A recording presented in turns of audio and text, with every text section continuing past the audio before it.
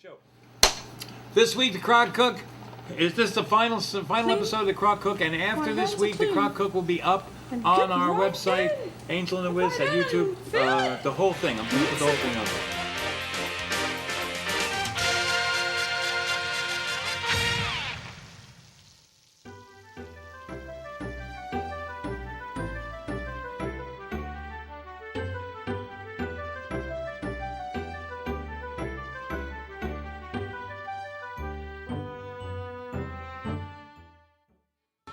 Welcome, America, to Angel and the Wiz. Oh, yeah, right. Hi. Welcome. I was getting to that part. How's things? Good. You're so good. She is so good. I want you to know. And I'll tell you something else, too. She's got brains. You can talk to her, and she's not idealistically shut off. She doesn't have like a water valve. No information. I just ask a lot of questions. Yeah, I but ask you a lot listen. of questions because I want to know. Yeah, I listen and then I ask questions because I want to know the answers. I want to know the motivation behind things that are said. But also, you have the ability to grow and learn. You don't just shut it off. The truth is I'm tired of hearing from you how Obama's destroying America. Yes. Whether it's true or not, at this point I just don't care because you say it all the time. It's annoying.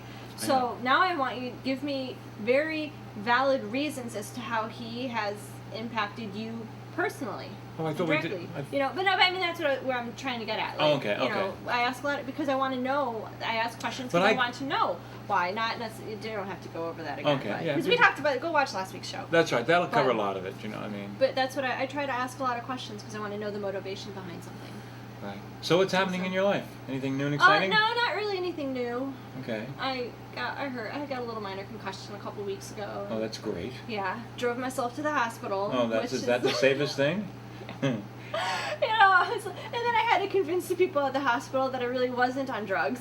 Like, no, I'm not on drugs. I swear this is what happened. And they're looking at me like, yeah, right, lady, pee in this cup. And I'm like, I'm not pregnant either. They're like, we can tell that, but you pee in the cup. Like, just pee. I'm like, but I'm not on drugs. Yeah, I'm gonna pee in this anyway. I'm like, come on, I'm pee in the cup. So, yeah. Wow. So now, are you getting better? I mean, did you have to do anything special? No, I didn't have to do anything special. I'm getting better. It was a little minor concussion, and they said that as long as I don't feel any pain or bad migraine headaches, I'll be okay. Now, what did you do? You hurt your back too? That was a separate thing? That's a separate issue, yeah. Then I hurt my back about a week later. Okay. So. Too much cavorting? No, it was at work. It was at work. Okay. It was at work. I wish it was. You are so.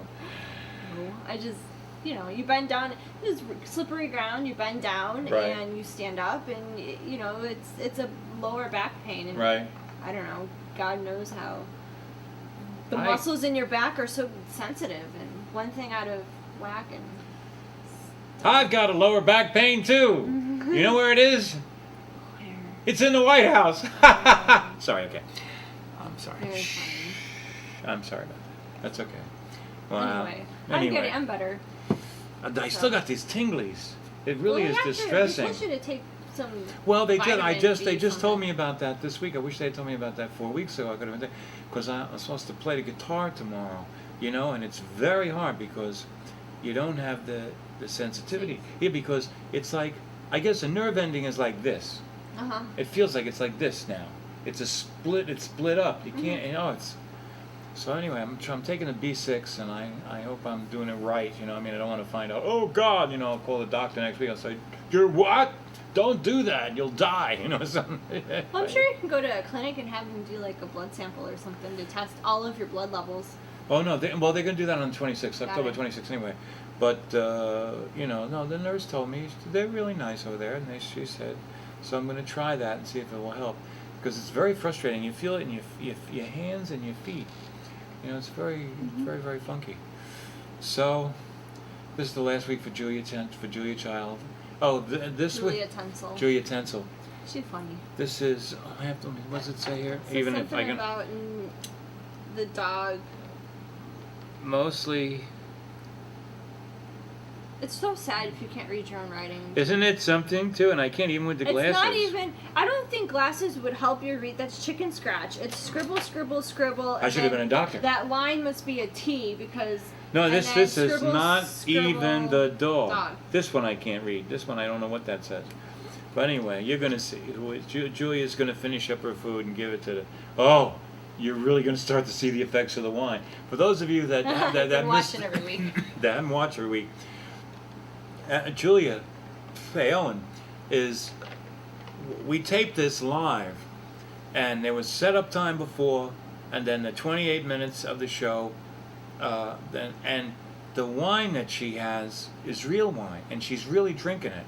And each week you could see more of the effect catching up with her. And by now, and you're not going to, some of the things she did was just, listen, maybe not, maybe it's not funny now. It was hilarious then. When she showed you how to break an egg, she said, you break it in your hand, and she squeezed the egg, and it came out all over the place. It was just, and she puts in, she does measuring her own special way.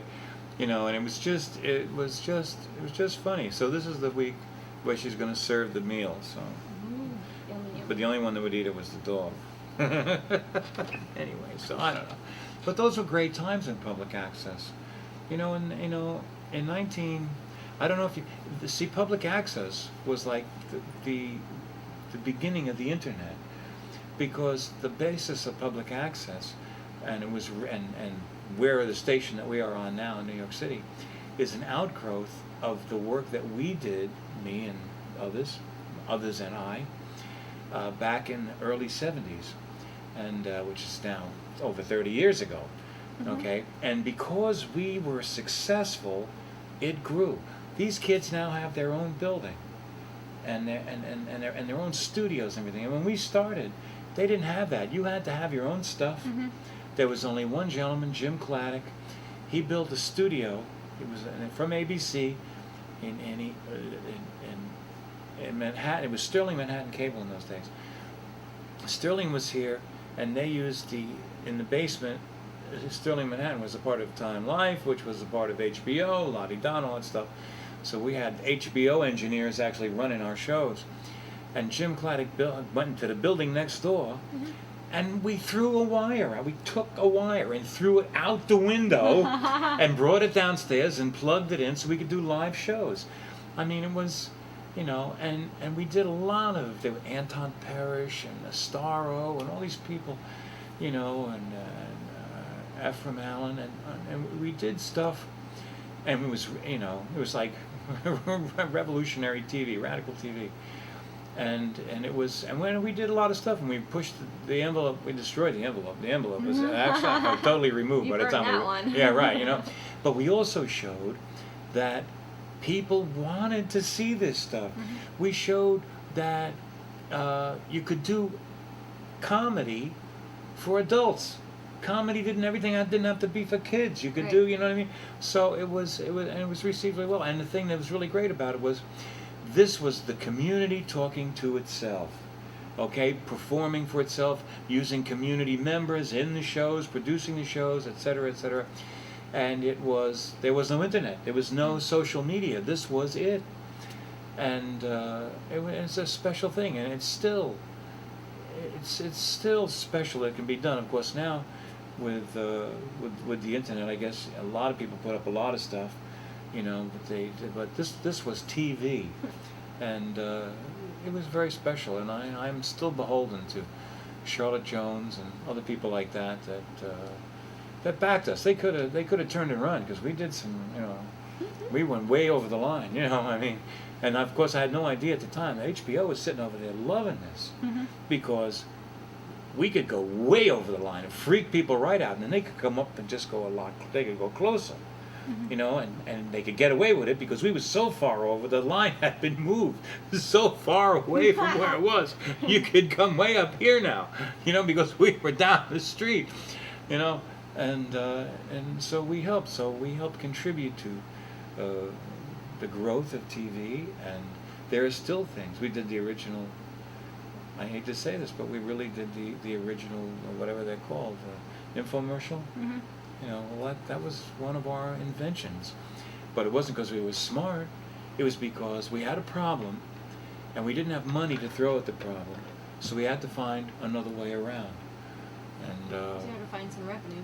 yeah, well, we never found the revenue, but we solved the problem, and that's what made it. That's what made Access great, because but the one thing that we did prove was that you could get sponsors for shows on Access, and that's why Access now has some commercial channels where you can go pay $50 or $100 for a half hour at a time and sell advertisements for whatever you can get.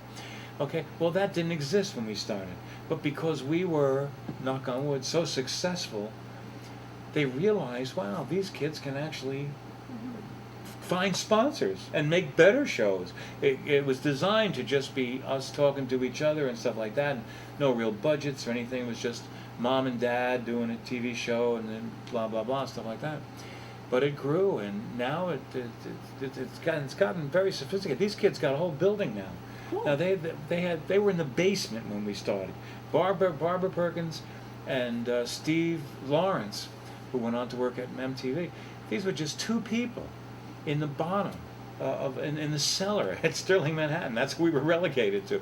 We worked on tapes, half-inch tapes, reel-to-reel half-inch tapes.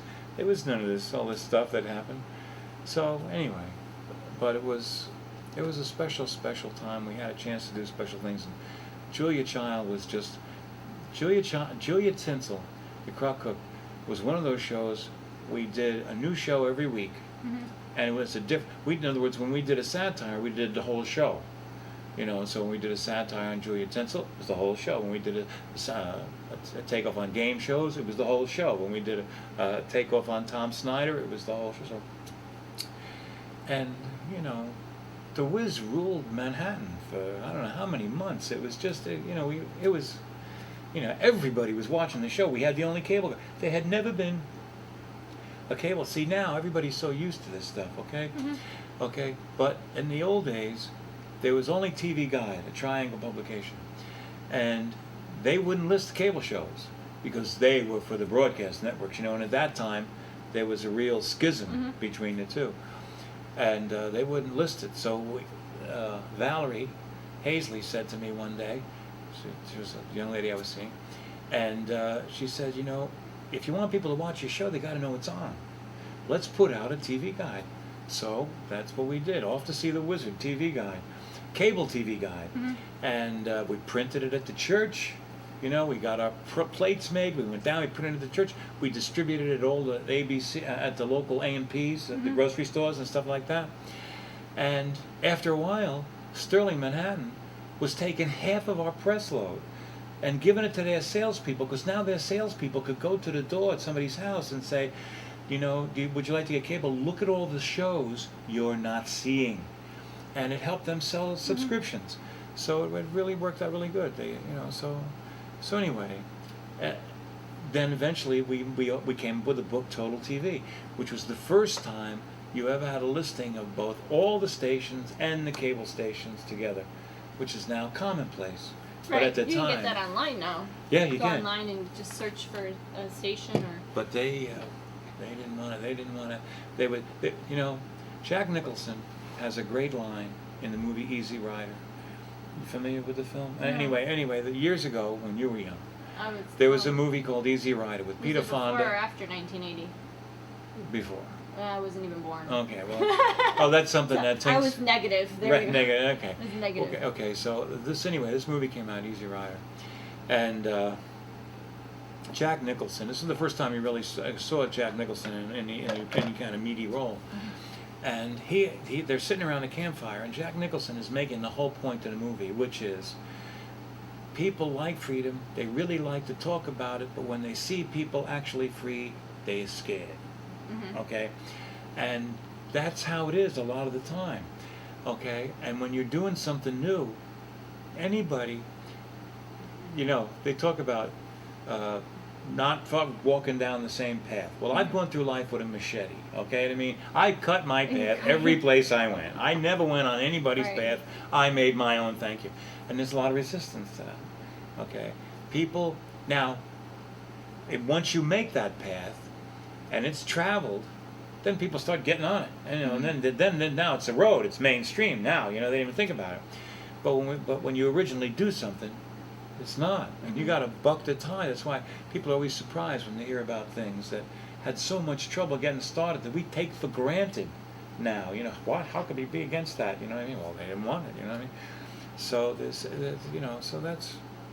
I don't know what the point of all this was, but just. I think that Access was a really great thing, and I love being on it. And I love being on YouTube because it lets people see us worldwide. When they want. When they want, yeah. And right, at their time, as opposed to 4 o'clock Wednesday afternoons. That's a good idea. That was your idea. I always tell everybody it was your idea. It was my idea. I tell everybody. Because it took me a while to convince you to go on YouTube, too, because you were like, they were broadcast. Whatever and whatever. I've always had that problem. NBC came to me. Dawn wanted me to do Saturday Night Live. And I didn't realize what they were offering me, and I was on twice a week. What did I need NBC for? See, I've been a schmuck my whole life. I've missed opportunities. You wouldn't believe some of the things that I've missed. Because you're a schmuck. Because I'm a schmuck. But the bottom line was, I listened to Valerie. I did the first TV Guide. I listened to you. I put YouTube up. You know, I listen to Tink. She's the one that got us doing the concerts, the shows. You know, and she's got a very funny line in there. She does the introduction in the beginning, because she did the introduction at the show. And she says something about some of these songs are 40 years old. And she says, you know, and I got, 40 years, I guess, she says something about the fact that it's, I have to adjust to the fact that some of these songs were being sung in New York City 10 years before I was born. But the point that she makes is they're still valid, which is, really, really nice. That's why I used it. But so anyway, I've talked again. You were supposed to talk this week. I've been just talking and talking and talking. To say. My life is pretty boring now, aside from Well, you're still doing your online teaching. How's things going with your guy? They're going well. Okay. Having some communication issues, but I mean, I think it's we've been together for a year and a half. Okay. And it's a little growing pain, I guess would be the best way to describe it. You know, just how do you progress further in a relationship? Because the longer you're in a relationship, the longer or the harder. More it needs to grow. Well, the more you can't view yourself as two completely independent people. Right. You start to get into the mix. There's and there's also like an accountability to it too, and things that like, he not telling me everything, but I should say I don't want to know everything that goes on. I know you but get you up. Expect to know some stuff. Yeah, you get up, you go to work, you go to the grocery store, you get gas, you come home, you grade papers. Right. Like that part. When you decide to call into work, that, if you that would be something that you would expect to know. Yeah, right. Yeah, or if you're going to the mall, something out of the ordinary. Right. You expect to know. Because just out of courtesy and out of accountability, Right. Yeah, because you have a bit of listen, you've been together for a year and a half, so there's kind of a commitment, at least some type of commitment there. Something. We're not saying this is lifelong, but there's a relationship, and a relationship needs to be nurtured like anything else. Yeah, and I told him that like a couple weeks ago I went out for drinks with an old friend of mine, male friend that I hadn't seen or talked to in several years, and we had just recently reconnected on Facebook. So it was like, he said, hey, you want to come out and meet for drinks? Sure. It's a Saturday night. Right. I know my boyfriend's not doing much because he's got to work the next day. So yeah, let me go. So I told him, I called him up and I said, just to let you know, I was invited to go out for drinks with this friend of mine, male, haven't seen him in a while. I'm going to go. Here's where we're going. And he's like, his response was like, okay, why are you, why are you telling me? Yeah, like he didn't quite understand.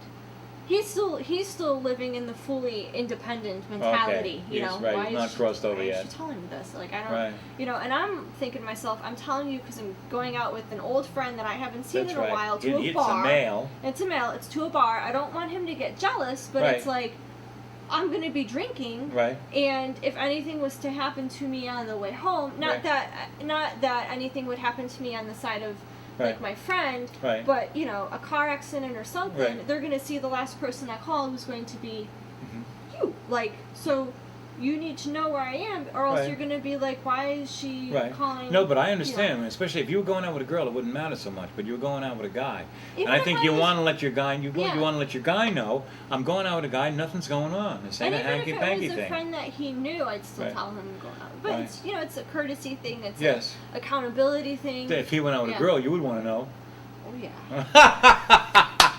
You hear that, girl. Honey? That's my girl. Yeah. Oh yeah, that's my girl.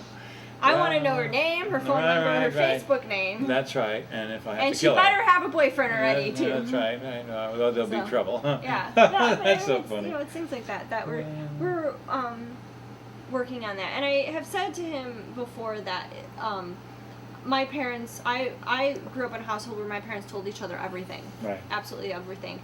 And I know that he grew up in a household where that was not the case. Right. So he didn't see the type of communication between two people in a relationship that I did. Right. He also has not had a lot of long-term relationships. Right. And I've had longer relationships than he has, and he's openly admitted,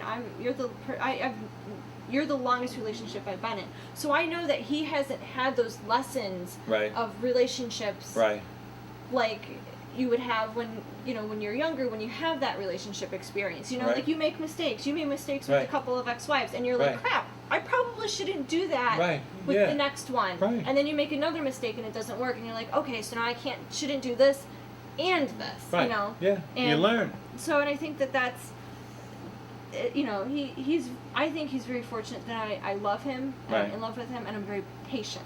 Right. In understanding of the background, because there's a lot of girls I'm sure out there that would be so impatient, and say it's over and give up. So. Does he respond appropriately with love? Oh, he loves me. Okay. Yeah. He says that all the time.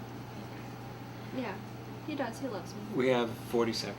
Okay. This is the last segment of Julia Tensil, the Crocked Cook, and poor Evelyn. This point, she's feeling no pain in episode 6. We're lucky she can get through it. And you're going to see sometimes when she actually is having trouble. Okay. Thank you. Do something good every day and volunteer at your local animal shelter. That's right. And thank you, Miss Angel, for coming by and just doing everything that you do. I know. This. Well, and we love having you. Okay? Aww, thank you. I mean, okay. Bye, kids. Bye, guys.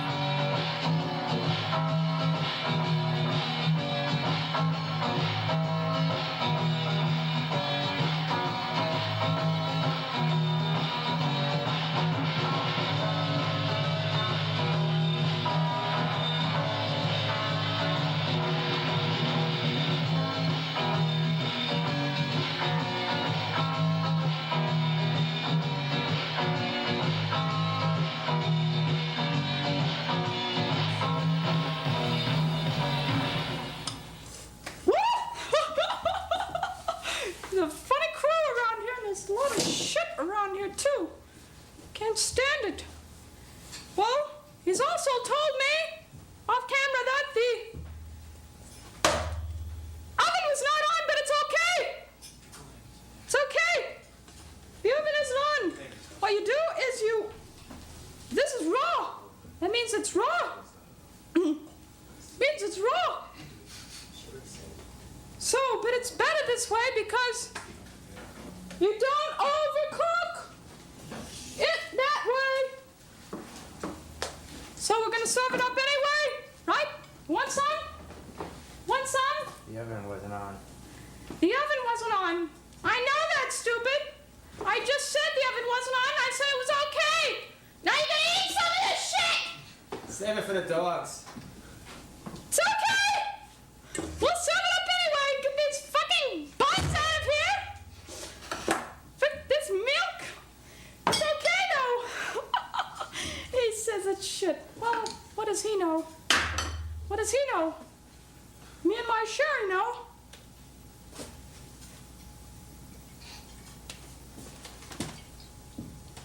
Gonna serve it up anyway. Don't use your hands. Use a serving spatula from the gourmet shop. So don't use my hands because I don't have one. I had one. Take things around here. All right, so we pretend. Right, pretend. All right, so we dish it out. I was going to dish it out just like that anyway. If you want a home-cooked flavor, gotta sit down. All right. Would you like some? No. It looks like dog food to me. It's okay. It's okay. It's not dog food. Sure. Can I have some of this, though? Don't take the sherry. It's okay. He's not gonna eat it. It's okay. It's okay. It's okay.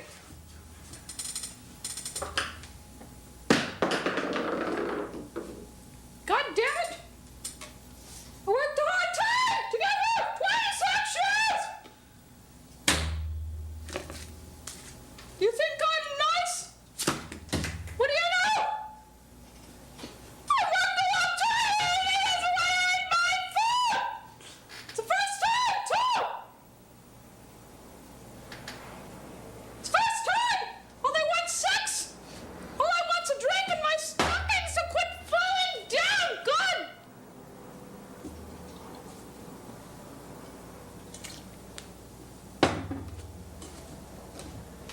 It's okay.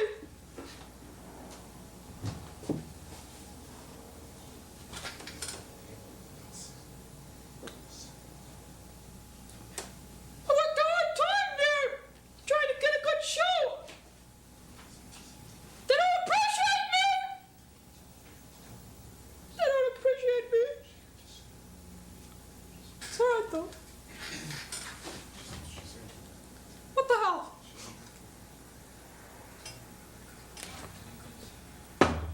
But I likes a neat show here. Don't put your feet on the table either. Things are all right. That's what I always say. Julia, we've got someone that wants to try your food. They've got someone who wants to try my food.